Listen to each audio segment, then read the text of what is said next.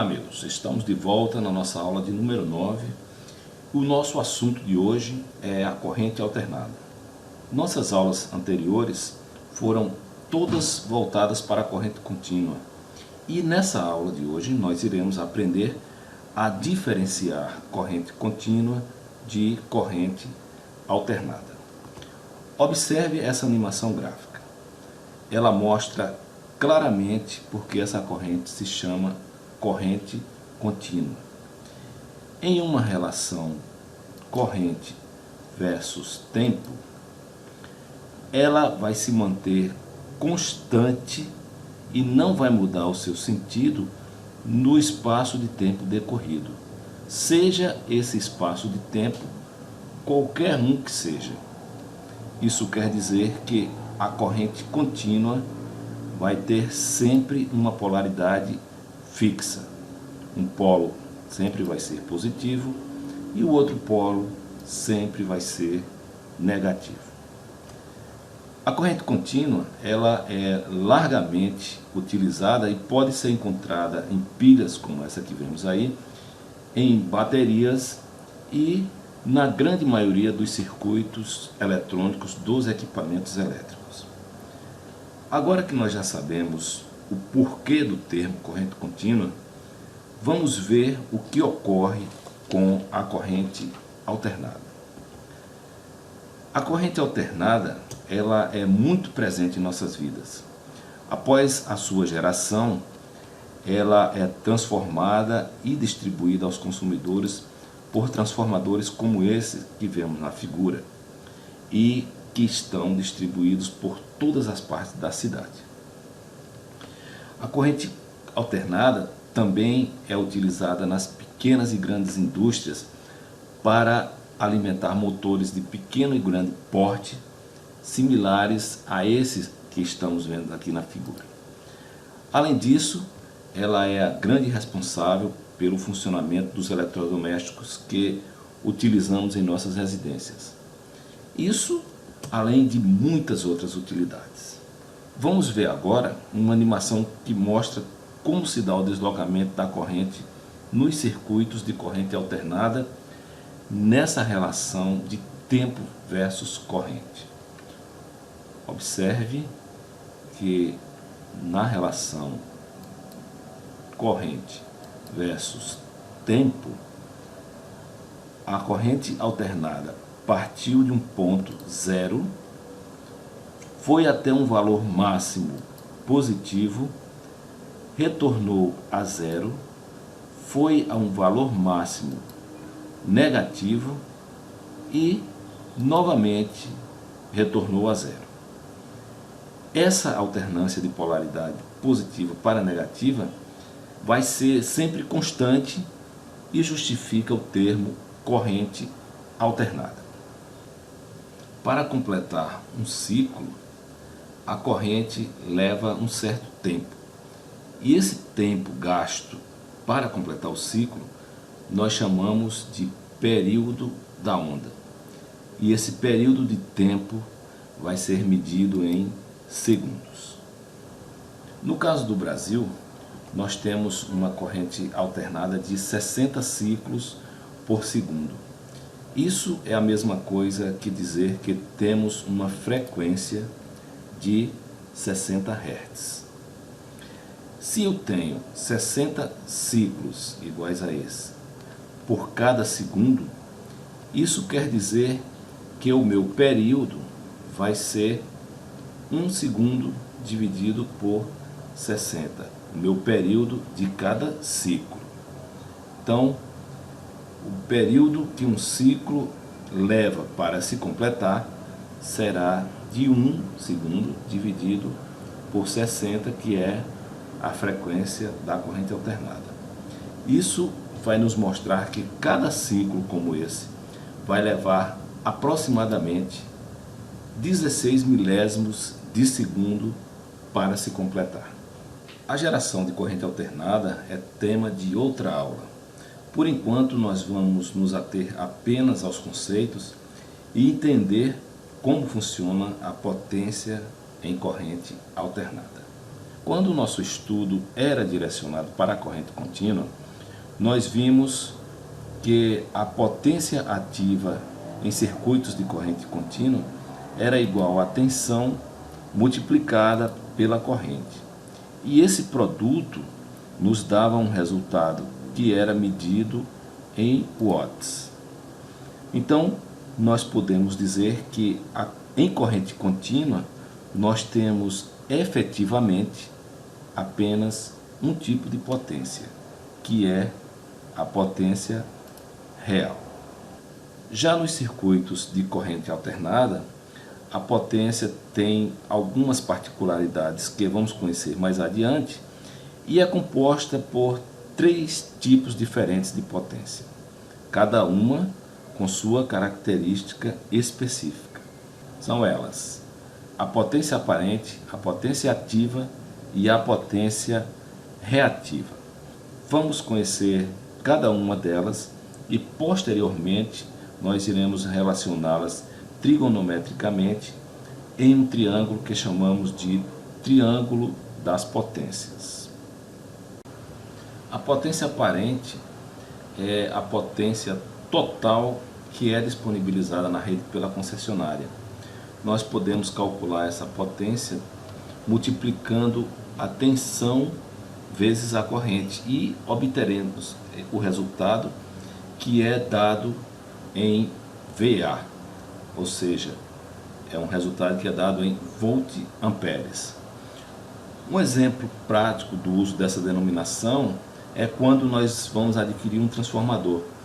Eles são especificados em kVA, que é a potência total disponível. Nós já sabemos das aulas anteriores que 1 kVA equivale a 1000 VA.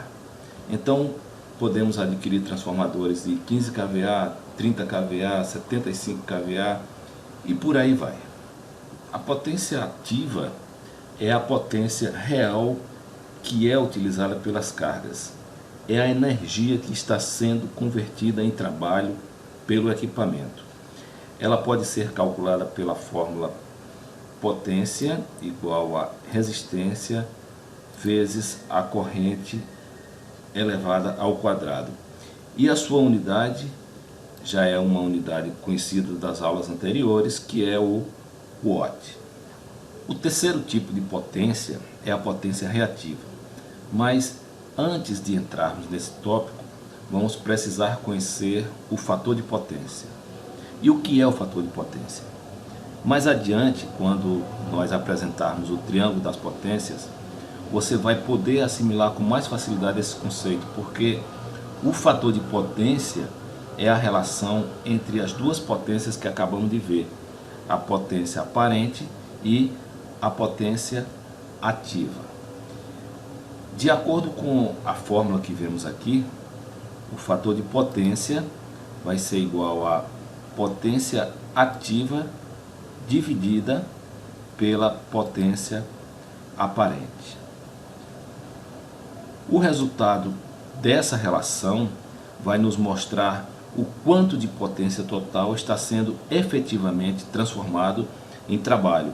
E esse valor, conforme podemos ver aqui, pode ser representado de forma decimal, variando de 0 a 1, 0, 0,3, 0,5, 0,9, ou percentual, 10%, 40%, 50%, 90% e por aí vai. Aqui está o triângulo das potências. O fator de potência representado aqui pela letra grega φ é o cosseno do ângulo formado entre a potência ativa e a potência aparente. Quando nós estudamos trigonometria, nós aprendemos que no plano cartesiano o eixo horizontal é correspondente ao eixo dos cossenos e o eixo vertical corresponde ao eixo dos senos. Então, de acordo com o posicionamento das potências no triângulo, nós podemos afirmar que a potência ativa é igual a potência aparente multiplicada pelo cosseno do ângulo formado entre as duas potências. Mas aqui nós vemos P igual a V vezes I vezes o cosseno.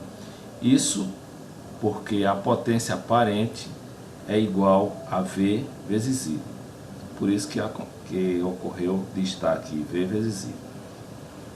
Se por acaso a potência for trifásica, aí nós acrescentamos a raiz de 3, que é para definir a potência de um circuito trifásico.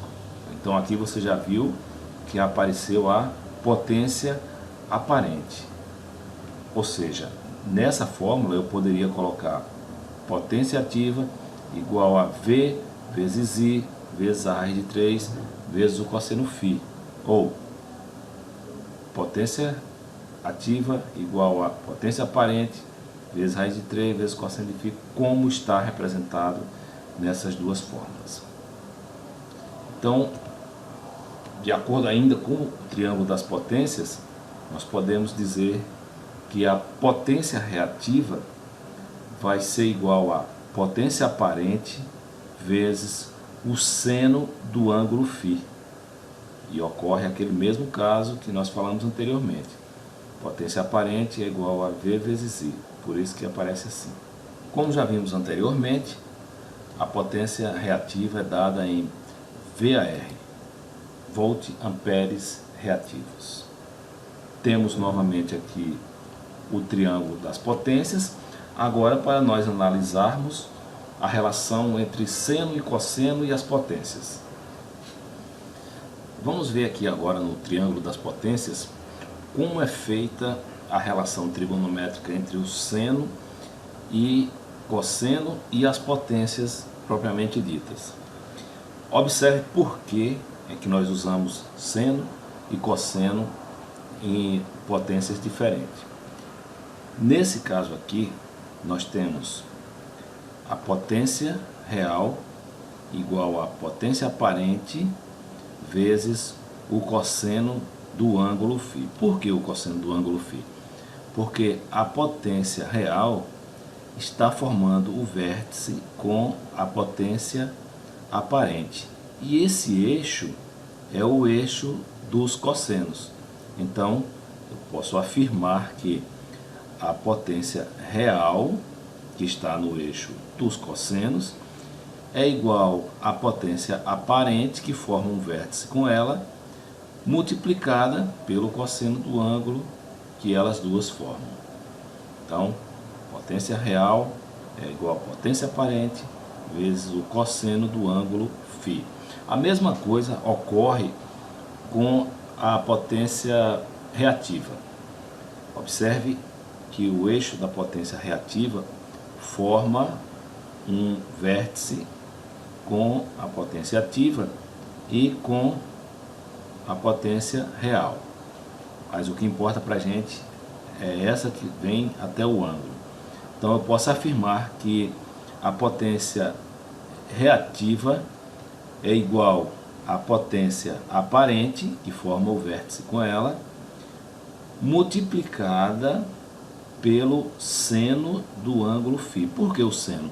Porque a potência reativa está no eixo dos senos. Então, essa é a relação matemática entre seno, cosseno e as potências. É isso que nós precisamos saber e fixar para podermos calcular qualquer potência com qualquer valor. Feitas essas considerações, podemos afirmar que a potência reativa representa a energia que está sendo utilizada para produzir os campos magnéticos que são necessários para o funcionamento de alguns tipos de carga, como transformadores, motores e outras cargas não lineares. Mas nós vamos aqui facilitar o entendimento das potências em corrente alternada, fazendo uma analogia clássica e muito conhecida nos meios da eletricidade. Observe esse copo de cerveja. A potência aparente é a potência total fornecida. A potência ativa representa a porção líquida que será de fato utilizada para matar a sede. Ou seja, é a potência que é realmente utilizada pelas cargas. A espuma, que não vai ter função nenhuma, ou seja, não serve para matar a sede, apesar de estar ocupando espaço aqui, então ela vai representar a potência perdida durante o funcionamento. Ou seja, a espuma representa a potência reativa. E a potência reativa é considerada como a porção da potência que é perdida durante o funcionamento da corrente alternada. Então, fica essa analogia. Sabemos agora que a potência aparente é a potência total fornecida, a potência ativa é a potência que é efetivamente utilizada e a potência reativa é a quantidade de energia que é perdida durante o funcionamento. Na nossa próxima aula, nós iremos conhecer os circuitos trifásicos em corrente alternada. Até lá!